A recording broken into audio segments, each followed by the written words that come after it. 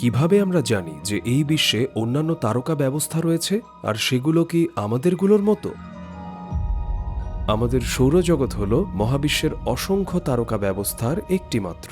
শুধু আমাদের গ্যালাক্সিতেই ৪,০০০-এর বেশি গ্রহমণ্ডল আবিষ্কৃত হয়েছে। তাদের বেশিরভাগ এত দূরে যে টেলিস্কোপ দিয়ে কেবল তাদের তারকাগুলো দেখা যায়, গ্রহগুলো নয়। তাহলে আমরা কিভাবে জানি ওখানে গ্রহ আছে? অনেক গ্রহ আবিষ্কৃত হয়েছে একটি পদ্ধতিতে, যাকে বলা হয় ট্রানজিট পদ্ধতি। এটা বোঝাতে আমরা সূর্যগ্রহণের উদাহরণ ব্যবহার করতে পারি। যখন চাঁদের কক্ষপথ তাকে সূর্য আর আমাদের মাঝে এনে দেয়, তখন চাঁদ পৃথিবীর উপর ছায়া ফেলে। যখন এটি পুরোপুরি সূর্যকে ঢেকে দেয়, তখন আমাদের এখানে অন্ধকার হয়ে যায়। একইভাবে যখন কোনো দূরবর্তী গ্রহ তার তারা আর আমাদের মাঝখান দিয়ে অতিক্রম করে, তখন সেই তারা থেকে আসা আলো কিছুটা ম্লান হয়ে যায়। টেলিস্কোপে সেটি হালকাভাবে টিমটিম করে ওঠে। এই ট্রানজিট পদ্ধতি ব্যবহার করে এমনকি দূরের গ্রহে বায়ুমণ্ডল আছে কিনা সেটাও নির্ণয় করা যায়।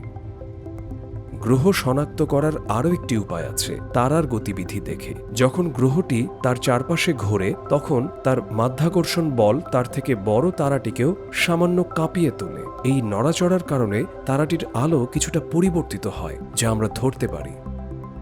যদি গ্রহটি আমাদের দিকে আসতে থাকে, তবে তারাটির আলো নীলাভ হয়ে যায়, আর যদি দূরে চলে যেতে থাকে, তাহলে সে আলো লালচে রঙের রূপ নেয়।